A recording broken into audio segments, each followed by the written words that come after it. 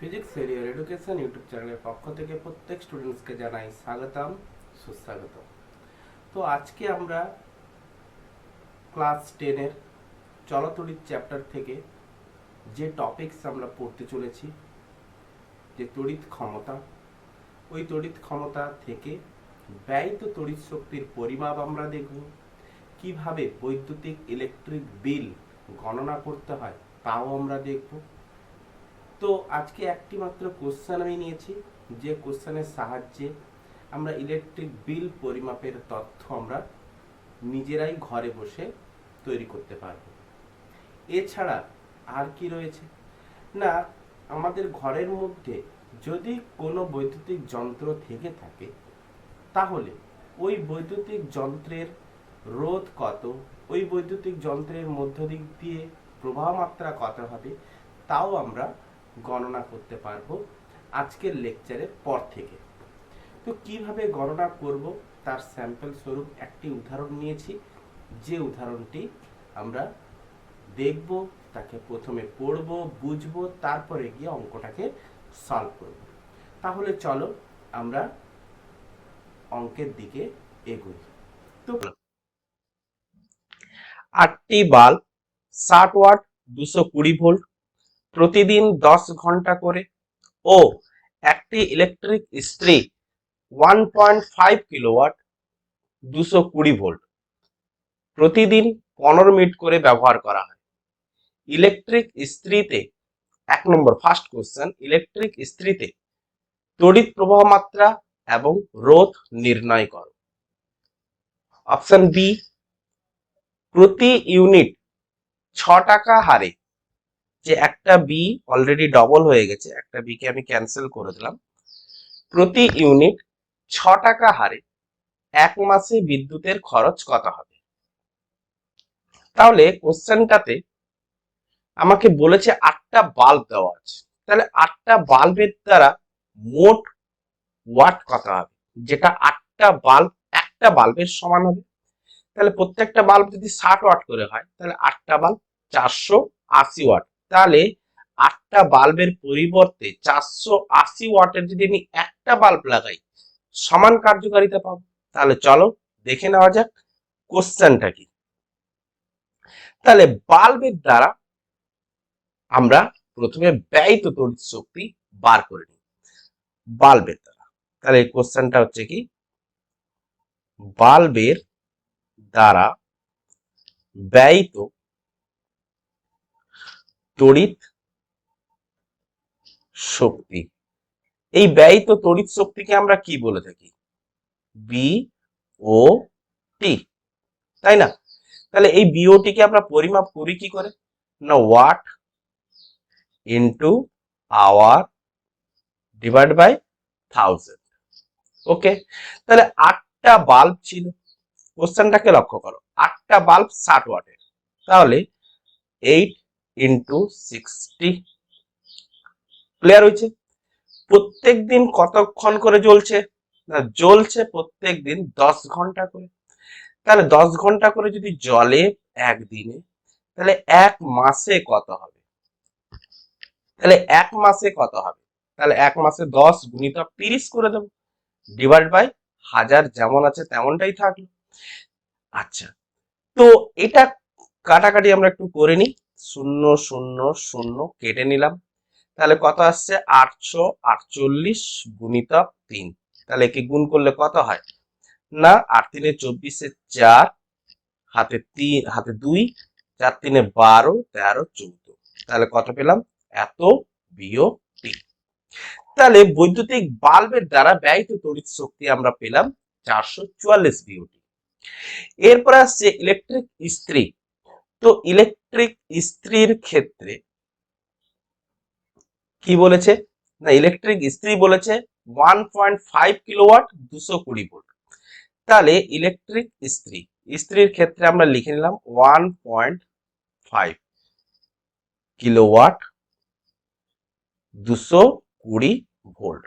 That means আমরা কি লিখতে পারি, যে ওই ইলেকট্রিক ইস্ত্রিটার পাওয়ার কত দিয়েছে?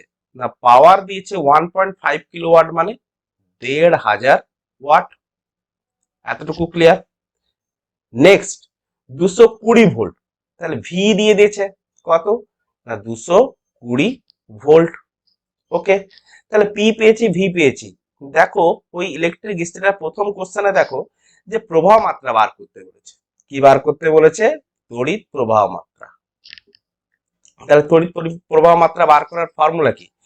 পি পে জানি, ভি জানি, তড়িৎ প্রবাহ মাত্রা আই ইজিক্যাল টু কত হবে না I equal to P by V. কোন রিলেশন?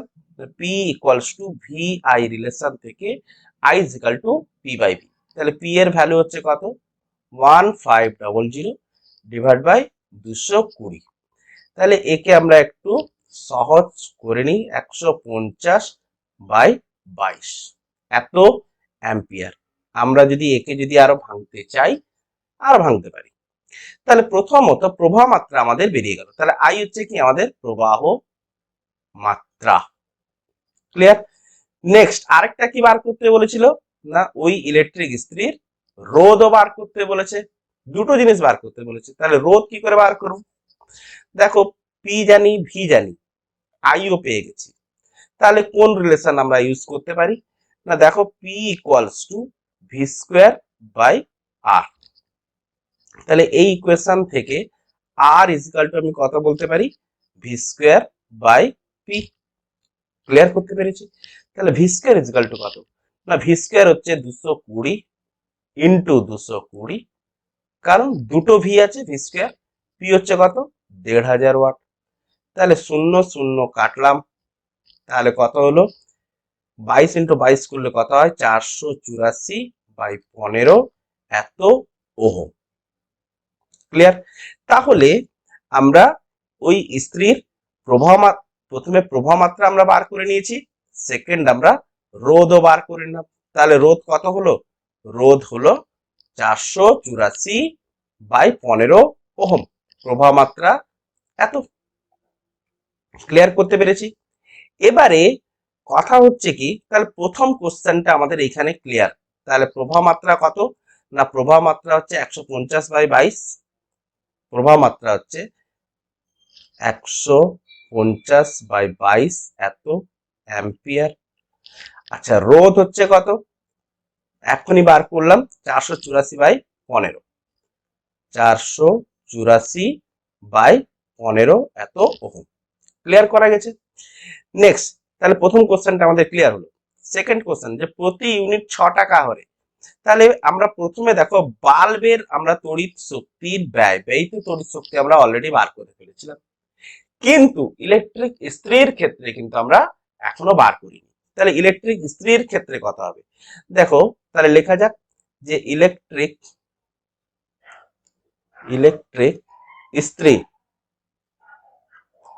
ইস্ত্রির ক্ষেত্রে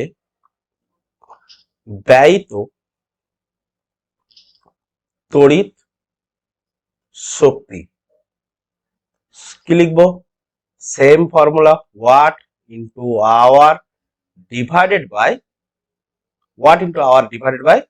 1000।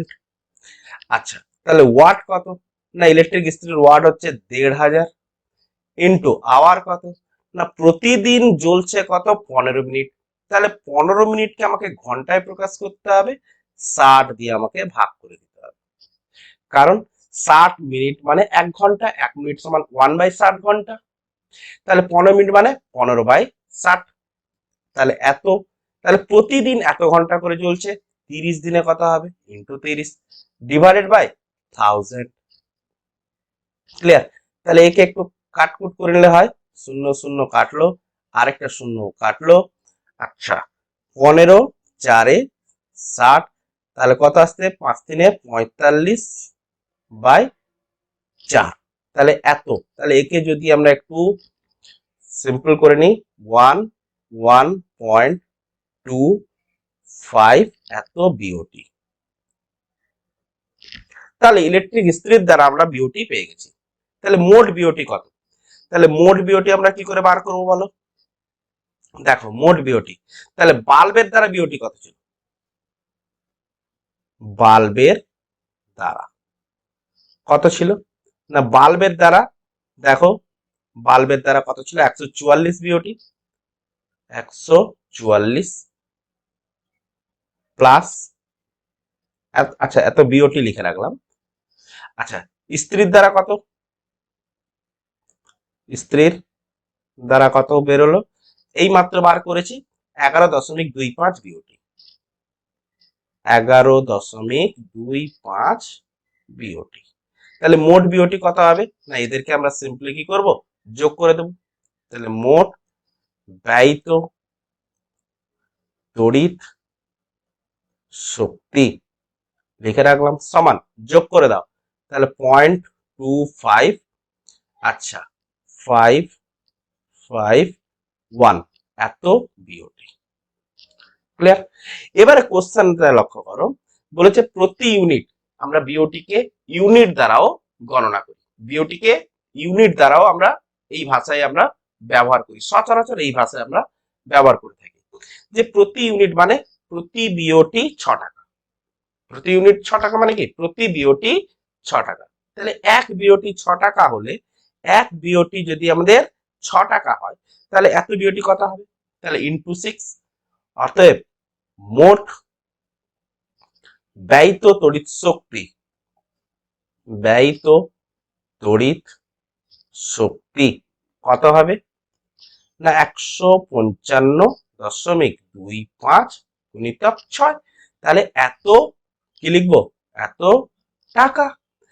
তাহলে একে একটু গুণ করে নি, তাহলে কত হলো, 6 5 30 শূন্য, হাতে 3, 6 দুনে 12, 13 14 15, 5 দশমিক হয়েছে, এক হাতে আছে 6 5 30, একে 31, হাতে 3, হাতে 3, 16 5 15 90, 91 92 93, তাহলে 931.50 টাকা। তাহলে একে সহজ ভাবে বললে কি হবে, 931 টাকা 50 পয়সা, 931 টাকা 50 পয়সা।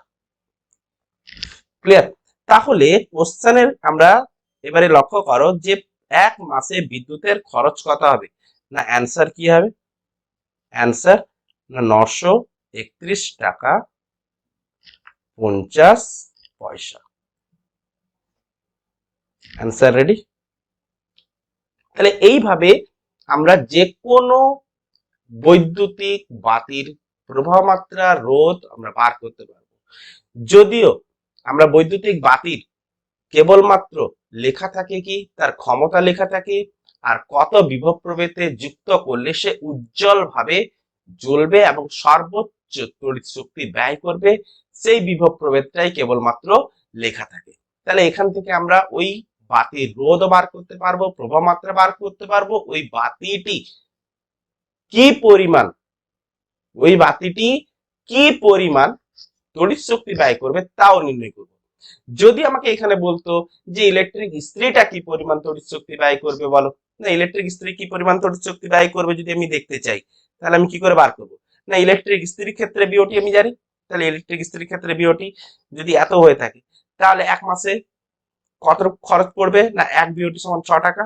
তাহলে ইস্ত্রির ক্ষেত্রে আমি অল্টারনেটিভ এটা দেখাচ্ছি যে এইভাবেও করা যায়, যে ইলেকট্রিক ইস্ত্রির ক্ষেত্রে আগে তুমি মোট টাকাটা কত হবে, তাহলে ইস্ত্রির দ্বারা ব্যয়িত তড়িৎ শক্তির পরিমাণ বের করে ফেলেছি 11.25, তাহলে মোট ব্যয়িত খরচ, তাহলে খরচ কত হবে, খরচ সমান 11.25 গুণিতক 6 টাকা। তাহলে এটা কত হলো ইস্ত্রির দ্বারা, এটা হচ্ছে লিখে দাও ইস্ত্রির খরচ। তাহলে কত হচ্ছে 6 5 30 শূন্য, হাতে 3, 6 দুনে 12, 13 14 15, 5 হাতে 1, 1166 67। ক্লিয়ার? তাহলে কত হলো, এত টাকা। আচ্ছা বাল্বের দ্বারা কত হবে, না বাল্বের দ্বারা তুমি যদি বার করতে চাও তাহলে বাল্বের দ্বারাও বার করে নাও। তাহলে বাল্বের দ্বারা খরচ কত, বাল্বের দ্বারা খরচ কত হবে, না 144 ইন্টু 6। সিমিলারলি তাহলে এটা গুণ করলে কত আসছে, না 6 4 24 4, হাতে 2, 6 4 24 25 26 ছয় হাতে 2, 6 কে 6 7 8, 864 টাকা। তাহলে বাল্বের দ্বারা এত টাকা পেয়েছি, ইস্ত্রির দ্বারা 67.50 টাকা পেয়েছি।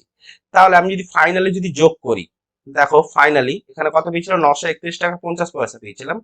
ফাইনালি যদি আমি যোগ করতাম যে কত না, বাল্বের দ্বারা 864 টাকা, লিখে দাম বাল্বের বাল্বের দ্বারা খরচ সমান কত, 864 টাকা।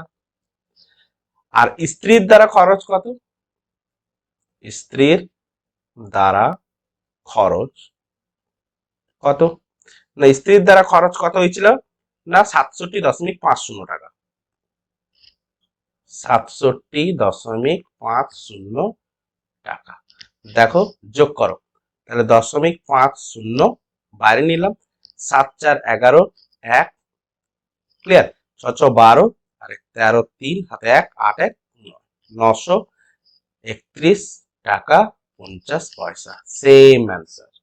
তাহলে যেভাবে খুশি, তাহলে প্রত্যেকটা ইলেকট্রিক বাল্বের পিছু কি পরিমাণ টাকা খরচ হচ্ছে তাও আমরা বার করতে পারবো। তাহলে এইভাবে প্রত্যেকটা অঙ্ককে আমরা ধীরে ধীরে ধীরে ধীরে গ্রো করব। ওকে, তো আজকের মতো এতটুকুই থাকলো। প্রত্যেককে জানাই আমার প্রীতির শুভেচ্ছা, ভালোবাসা ও অভিনন্দন। তো তোমরা মন দিয়ে ভালো করে পড়াশোনা করো। Thank you.